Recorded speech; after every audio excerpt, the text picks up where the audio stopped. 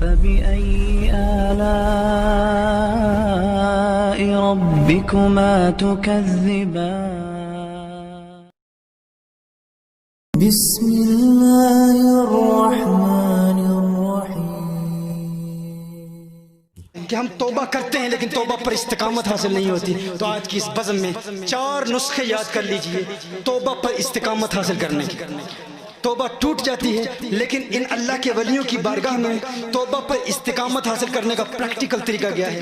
پہلا نقطہ یاد کر لیجئے جس پر آج الحمدللہ وہ نوجوان جو برطانیہ میں غیر مسلم تھے, عیسائی تھے, ایتھیسٹ تھے, شرابی تھے, شراب کی عادت سے نجات حاصل کرنے کی کوشش کرتے تھے لیکن استقامت نہیں ملتی تھی, آج ان 4 نسخوں پر عمل کر کے اللہ جل وعلا نے ان 9 مسلموں کو عشق مصطفیٰ کی شراب پلا دی ہے. سبحان اللہ. آقا کے پیار کی شراب جسے مل جائے وہ اس دنیا کی شراب کا پھر نشہ نہیں کرتا. تو پہلا نسخہ کیا ہے؟ سب سے پہلا نسخہ یاد رکھیے, بری صحبت سے بچنا.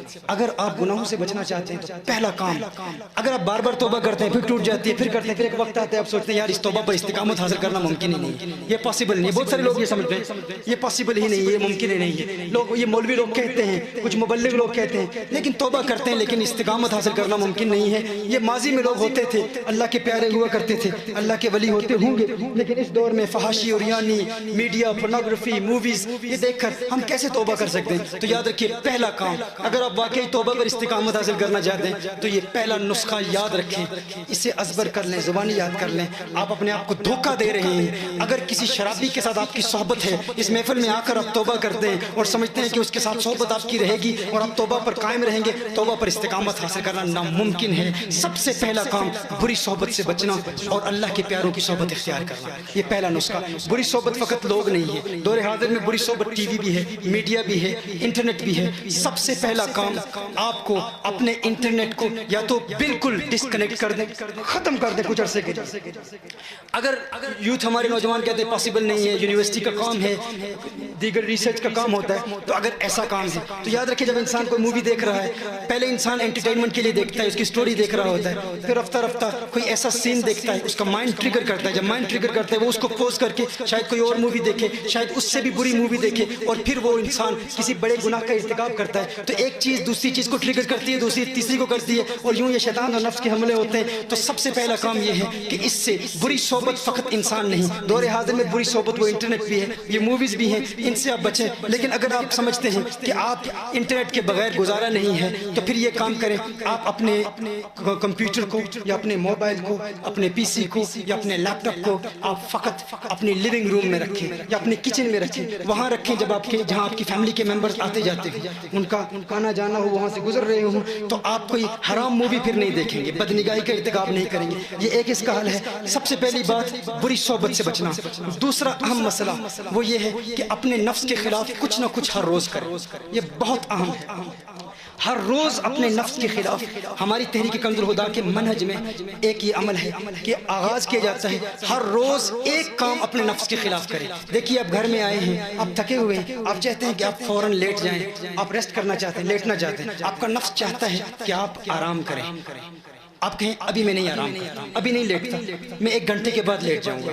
یعنی گناہوں سے بچنے کے ساتھ ساتھ مباح کاموں سے بھی بچیں. ہر روز کسی نہ کسی مباح کام سے بچتے رہیں. 6 ہفتوں میں آپ دیکھیں گے کہ کم از کم ہر روز آپ 6 جائز کاموں سے بچ رہے ہوں گے. پھر شیطان کہے گا فلاں حسین لڑکی بازار میں گھوم رہی ہے, اس کی طرف نظر اٹھا, تو آپ کے دل میں آپ محسوس کریں گے کہ جو واقعات آپ بزرگوں کی کتابوں میں پڑھتے ہیں, اولیاء اللہ کے حوالے سے اولیاء اللہ کی کتابوں میں پڑھتے ہیں, وہی کیفیات آپ اپنے اندر محسوس کرنا شروع کر دیں گے. رفتہ رفتہ وہی کیفیات محسوس ہونا شروع ہو جائیں گی. تو پہلا عمل کیا ہے؟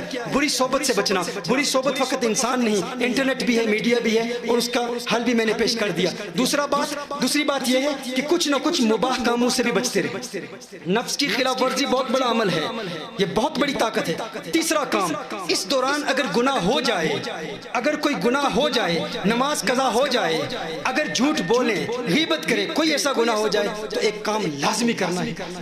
یہ پختہ ارادہ کر لیں, فل ڈیڈیکیشن کے ساتھ, with a complete commitment, make a firm intention from the depths of your heart that you will act upon this. Each and every one of you, from this day forth, if any sin is committed, کوئی بھی گناہ ہو جائے, تو ہم نے 4 رکعتیں پڑھنی, فوراً 4 رکعتیں پڑھنی.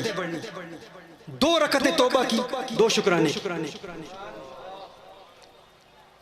कि मुझसे गुनाह हो, क्योंकि हम इंसान हैं, गुनाह तो इंसान से हो सकता है, किसी वक्त भी गुनाह हो सकता है, लेकिन गुनाह के बाद हमारा रद्द अमल क्या होना चाहिए, हमारा रिएक्शन क्या होना चाहिए। हमारा रिएक्शन ये है, अगर गुनाह का इर्तिकाब हो गया तो गुनाह के बाद हम तौबा में ताखीर नहीं करेंगे। अब गुनाह के इरादे से तौबा नहीं करेंगे, याद रखें, इरादा पुख्ता होगा कि हम आज के बाद अल्लाह की करम से गुनाह नहीं करेंगे, लेकिन फौरन हमने 4 रकअतें अदा करनी। बरतानिया में एक नौजवान था, मैंने उसे ये कहा, उसने कहा ठीक है मैं अमल करता हूँ, फुल डेडिकेशन के साथ उसने इस पर अमल शुरू किया। उसने कहा पहले दिन मैंने 40 रकअतें पढ़ी, पहले दिन 40 रकअतें पढ़ी, यानी आगाज 40 रकअतों से हुआ, यानी 10 गुनाह उसने किए, 4 रकअतें तो 4 रकअतें एक गुनाह की तो 40 रकअतें उसने पढ़ी। कहा उसके बाद रफ्ता रफ्ता दूसरे दिन उससे कम 36 हो गई, फिर 32 हो गई, फिर आहिस्ता आहिस्ता करते करते अब कहता है कि अब मुझे कोई रकअत पढ़ने की जरूरत नहीं है। क्यों? क्योंकि शैतान, देखिए जब आप गुनाह नहीं करते ना तो इससे शैतान को बहुत तकलीफ होती है। हाँ, शैतान को बहुत तकलीफ होती है। जब शैतान आपको कहे फलां गुनाह करो, आप नहीं करते तो शैतान को तकलीफ होती है, लेकिन इससे भी ज्यादा तकलीफ शैतान को आपकी उस 4 रकअतों से होती है।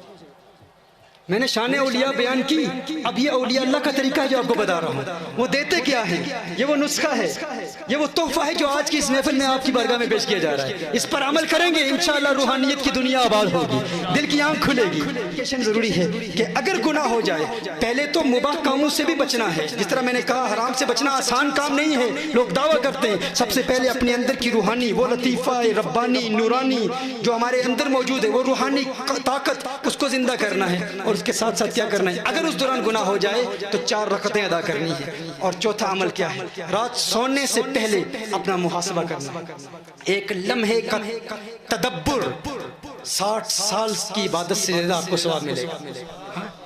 एक लम्हे का तदब्बुर, हर रोज रात सोने से कबल पूरे दिन के आमाल पर गौर करें कि पूरा दिन मैंने क्या किया। पूरा दिन आपने जितने गुनाह किए उन गुनाहों को याद करके अल्लाह की बारगाह में तौबा करें, या अल्लाह मैं तौबा करता हूँ, आज के बाद तेरे करम से वो गुनाह नहीं करूँगा। फिर पूरे दिन की नेकियों को याद करें। आज दिन मैंने अपनी वालदा को देखा, मैं मुस्कुराया, मुझे एक हज का सवाब मिला। है अल्लाह, ये नेकी जो मैंने की है ना, अपनी कुव्वत से नहीं की, तेरी तौफीक के बगैर ये नेकी करना नामुमकिन था। मेरे अल्लाह मैं तेरा शुक्र अदा करता हूँ कि तूने मुझे तौफीक अदा फरमाई। आज मैंने कुरान की तिलावत की, या अल्लाह तेरी तौफीक से की, तेरा शुक्र अदा कर करके तौबा करें। ये 4 अमल हैं। पहला अमल क्या है, सारे कहेंगे तो मजा आएगा, बुरी सोबत से बचना। दूसरा अमल क्या है, क्या मुबाह से भी बचना है, उसका तरीका मैंने बताया। तीसरा काम क्या है, इसको हम इंग्लिश में कहते हैं 4 रका सोल्यूशन, 4 रका सोल्यूशन। ये तीसरा अमल। और चौथा अमल क्या है, मुहासबा करना, अपने जो funder of your state contemplation, ये देखना है कि मैंने आज जितनी नेकियां की हैं उन पर अल्लाह का शुक्र अदा करना। ला इन शकरतुम ला अज़ीदन्नकुम, अगर तुम उसका शुक्र अदा करोगे नेकियों पर तो तुम्हारी नेकियों में इजाफा करेगा।